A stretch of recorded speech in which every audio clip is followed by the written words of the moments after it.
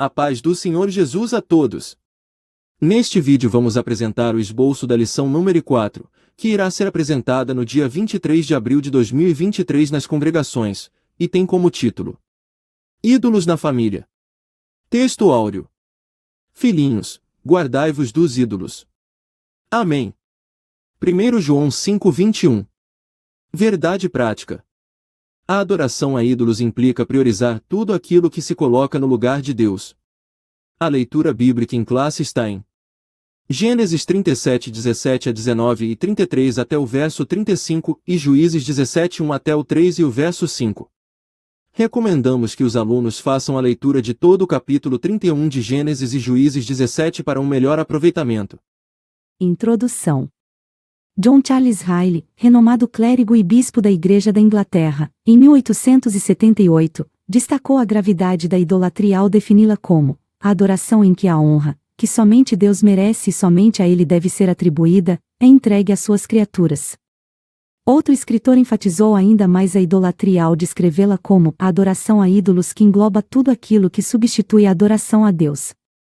A idolatria permeia o meio religioso e o cotidiano das pessoas, seja idolatrando o invisível ou atribuindo vida a objetos inanimados, como figuras e estátuas. Não apenas isso, mas também idolatram artistas, atletas de várias modalidades, cantores, líderes religiosos, entre outros.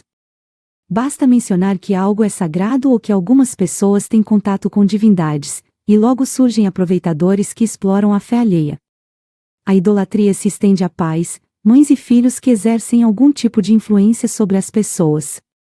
A idolatria familiar ou doméstica se manifesta quando pequenas estatuetas, chamadas terafins, do hebraico, significando ídolo familiar, se tornam pequenos deuses ou divindades na vida de pessoas que almejam aquilo que esses terafins representam.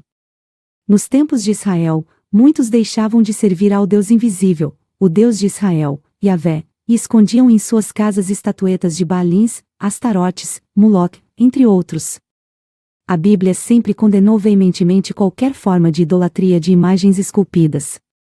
Deus, ao falar com o profeta Isaías, declarou: Eu sou o Senhor, este é o meu nome, a minha glória, pois, a outrem não darei, nem o meu louvor, às imagens de escultura. Isaías 42:8.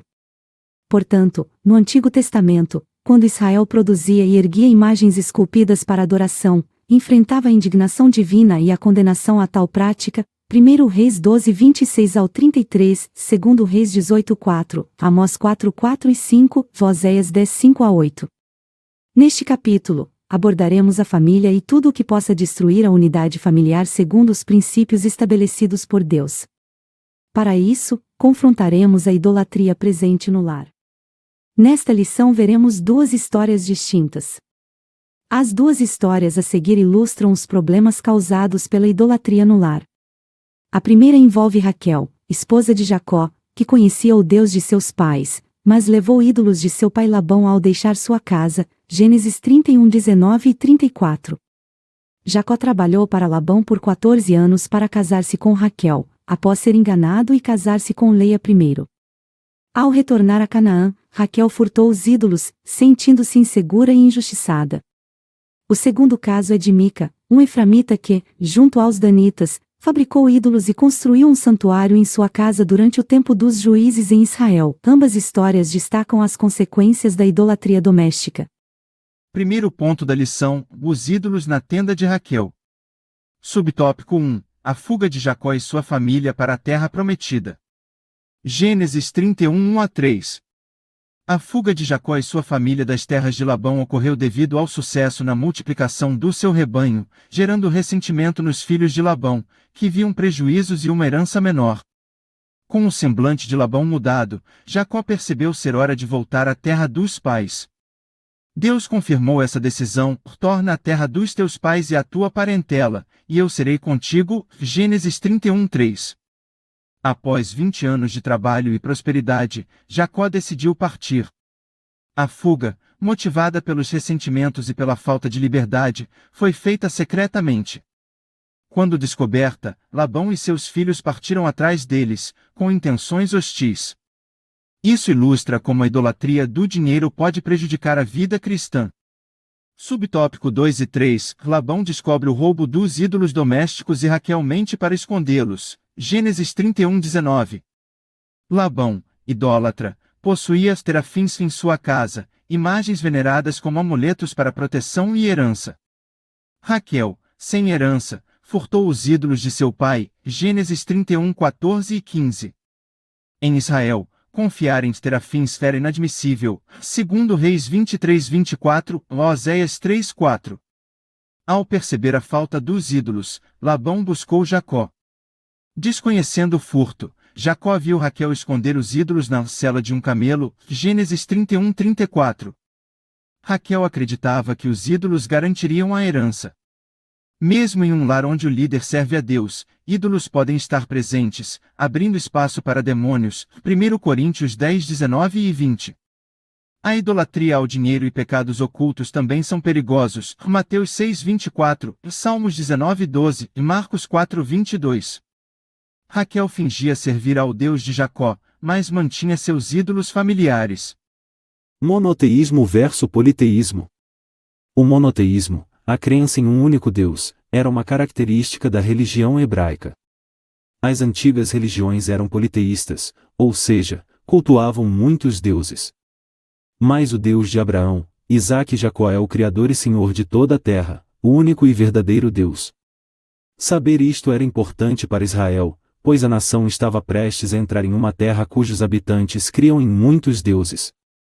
Tanto naquela época como hoje, existem os que preferem colocar sua confiança em muitos deuses diferentes. Mas chegará o dia em que Deus será reconhecido como o único. Ele será rei sobre toda a terra. Zacarias 14:9. O diabo ofereceu o mundo inteiro a Jesus, desde que ele apenas se ajoelhasse e o adorasse. Mateus 4:8 a 10. Hoje, o diabo nos oferece o mundo, tentando envolver-nos pelo materialismo, na busca pelo poder. Podemos resistir às tentações do mesmo modo que Jesus fez. Se você almeja algo que o mundo oferece, cite as palavras de Jesus ao diabo: ao Senhor, teu Deus adorarás e só a ele servirás. Segundo ponto da lição, um santuário de deuses na casa de Mica, Juízes 17:5. Primeiro subtópico, Mica mostrou ter mau caráter, Juízes 17:1 a 4. Mica, cujo nome significava, quem é como o Senhor nosso Deus, não honrava a Deus em sua vida. Ele possuía mau caráter, agindo e reagindo de maneira imoral. Naquela época, as tribos de Israel agiam independentemente, sem compromisso com as leis divinas, Juízes 17:6. A nação, desconhecendo o Senhor, absorveu costumes e idolatria pagãos, Juízes 2:10 a 13. Mica tinha família e sua mãe, aparentemente rica, vivia com ele. A região montanhosa de Efraim estava corrompida pela idolatria. Israel abandonou a lei de Moisés, Juízes 8:27, adotando o sincretismo religioso e apostasia. Esse sincretismo se estendia às casas, com ídolos caseiros, adorados por favores materiais e físicos. Valores morais e éticos foram esquecidos, e Mica era fruto dessa corrupção, roubando até mesmo sua mãe. Segundo subtópico, a abominação de Mica, Juízes 17:5. Após o sepultamento de Sansão entre Zorá e Estaol, Juízes 16:31, surge Mica, das montanhas de Efraim. Ele era de mau caráter e não servia a Deus. Juízes 17:5 relata que Mica tinha uma casa de deuses, fez um éfode e terafins e consagrou um de seus filhos como sacerdote. Anteriormente, Mica roubou 1.100 ciclos de prata, cerca de 13 quilogramas, de sua mãe, que amaldiçoava o ladrão sem saber que era seu filho. Juízes 17:4. Receoso, Mica confessou e devolveu o dinheiro. Sua mãe retirou a maldição e usou parte da quantia para criar imagens de escultura na casa de Mica. Terceiro subtópico, Mica dedicou sua casa para ser um santuário de deuses. Juízes 17:5 e 6. A mãe de Mica não apenas perdoou o filho, mas também usou parte do dinheiro recuperado para fabricar uma imagem de escultura, tornando a casa um santuário de deuses. É lamentável que essa família judaica se afastasse de Deus e servisse falsos deuses. Afirmavam servir ao Deus de Israel, mas adoravam ídolos em casa. Conforme Juízes 17:6, naquela época, cada qual fazia o que parecia direito aos seus olhos. Sem escrúpulos espirituais, Mica ousou criar um éfode, manto litúrgico utilizado apenas pelo sumo sacerdote israelita, e consagrou seu filho como sacerdote de sua casa. Mais tarde, um levita sem moradia foi convidado por Mica para residir em sua casa e tornar-se o sacerdote da família. Juízes 17, 7-13. A casa de Mica estava repleta de deuses domésticos de diferentes tamanhos, proporcionando uma falsa sensação de prosperidade, cura física e solução para crises domésticas, entre outras coisas. O santuário particular de Mica. Somos primeiramente apresentados a uma família que vive no território de Efraim, cujo filho Mica roubara 1.100 peças de prata de sua mãe.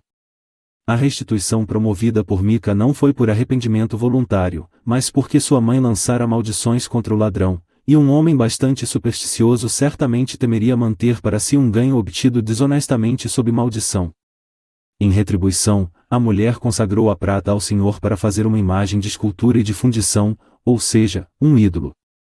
Esta associação de idolatria com o nome do Senhor é uma triste constatação do alcance da corrupção promovida pela religião cananeia sobre a adoração pura a Deus. A imagem de fundição, um termo que também significava cobertura, pode ter sido um tipo de revestimento com o mesmo formato do ídolo que ela guardava. A mãe separou 200 peças do montante recuperado e entregou a um ourives que fez a imagem e sua cobertura. Mica fez um santuário com um éfode, para ser usado por um sacerdote enquanto estivesse diante do santuário e terafins, e então consagrou a um de seus filhos, para que lhe fosse por sacerdote. A anarquia civil e religiosa é explicada com base no fato de que não havia rei em Israel naqueles dias para instruir o povo. Como consequência, cada homem fazia o que achava certo. Este é o abismo no qual qualquer pessoa mergulha mais cedo ou mais tarde se abandonar os princípios morais e absolutos e a autoridade das Escrituras. Terceiro ponto da lição: a idolatria dentro dos lares. Primeiro subtópico: os ídolos domésticos dos tempos atuais. Nas histórias de Raquel e Mica, a presença de ídolos domésticos revela forte influência pagã nos lares israelitas. Desde os primórdios da Igreja, no primeiro século da era cristã, o apóstolo João se deparou com o problema dos ídolos caseiros que as famílias cristãs tinham dificuldades em abandonar. Por isso, ele aconselhou: filhinhos, guardai-vos dos ídolos. 1 João 5:21. Para quem não compreende o que significa ser crente em Cristo, a vida cristã parece real, baseada no que se vê e sente, e não no que se requer na vida cristã. Ídolos são temporais, representando o que é falso e vazio, e, infelizmente, os ídolos domésticos são enganosos. Diversas coisas podem se tornar ídolos dentro de casa, como um emprego, um carro, a televisão, dinheiro, um filho, um pai ou uma mãe, ou um estilo de vida. Como identificar a idolatria dentro e fora de casa? Tudo aquilo que exige lealdade e honra acima de Deus constitui idolatria. Paulo escreveu aos Coríntios e disse: o ídolo nada é no mundo. 1 Coríntios 8:4. Ele acrescentou: pois mesmo que haja os chamados deuses, quer no céu, quer na terra, como de fato há muitos deuses, e muitos senhores, para nós, porém, há um único Deus, o Pai, de quem vêm todas as coisas e para quem vivemos, e um só Senhor, Jesus Cristo, por meio de quem vieram todas as coisas e por meio de quem vivemos. 1 Coríntios 8, 5 e 6. Temos a tendência de endeusar pessoas em detrimento de Deus. Segundo subtópico: identificando os ídolos modernos dentro dos lares. Atualmente, ídolos ainda são fabricados nas diversas religiões do mundo. Nos dias da igreja primitiva, em especial, as igrejas gentílicas eram majoritariamente compostas por pessoas que vinham do paganismo. Alguns cristãos enfrentavam dificuldades em se desfazer completamente dos pequenos deuses do mundo pagão. Contudo, os ídolos modernos não são representados por figuras de gesso, madeira, barro, ferro, bronze, ouro ou prata. Os ídolos modernos são aqueles que estão no coração, como o dinheiro, o eu, as pessoas e as coisas. É preciso eliminar esses ídolos e adorar a Deus em espírito e em verdade. O texto de João 4:23 apresenta as palavras de Jesus: mas a hora vem, e agora é, em que os verdadeiros adoradores adorarão o Pai em espírito e em verdade, porque o Pai procura tais que assim o adorem. Terceiro subtópico: precisamos reagir contra os inimigos da família. Jesus disse em seu Sermão da Montanha: vós sois o sal da terra e, se o sal for insípido, com que se há de salgar? Mateus 5:13. A Igreja, como o sal da terra, é a única instituição capaz de evitar a corrupção de nossos valores morais e espirituais. Para preservar a família, que enfrenta ataques do sistema mundano, é necessário eliminar os ídolos domésticos, que roubam o lugar de Deus na vida familiar. A cultura da mídia, com sua proliferação corrupta, invadiu nossas casas, e convivemos com ela diariamente, querendo ou não. A mídia, por si só, é neutra, pois serve à sociedade como canal de comunicação. Não foi inventada pelo diabo, mas faz parte da vida das pessoas através do rádio, televisão, celulares, computadores, cinema e outros meios. A mídia é um modo de comunicação disponível para usarmos, mas não devemos ser manipulados por ela. Ela faz parte de um mundo tecnológico e intelectual no qual todos vivemos. O que não podemos fazer é amar tanto essas coisas que o sistema nos oferece, por causa da concupiscência da carne, a concupiscência dos olhos e da soberba da vida. 1 João 2:16 e 17. É fundamental combater e reagir contra os inimigos da família.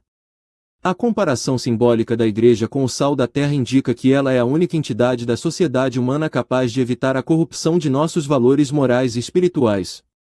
Para preservar a família, atacada pelo vírus infeccioso do sistema mundano, devemos eliminar os ídolos domésticos, que roubam o lugar de Deus na vida dos membros da família. A proliferação corrupta da cultura da mídia entrou em nossas casas e, querendo ou não, convivemos com essa cultura no dia a dia. Chegamos à nossa conclusão.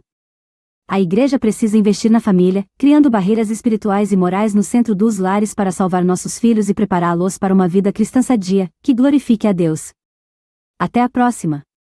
Quero agradecer a todos que assistiram a este subsídio em vídeo pelo nosso canal. Esperamos que as informações compartilhadas tenham sido úteis e enriquecedoras para vocês.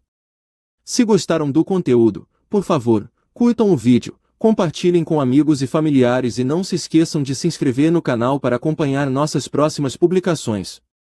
Sua participação é fundamental para o crescimento e sucesso deste espaço. Muito obrigado e até a próxima!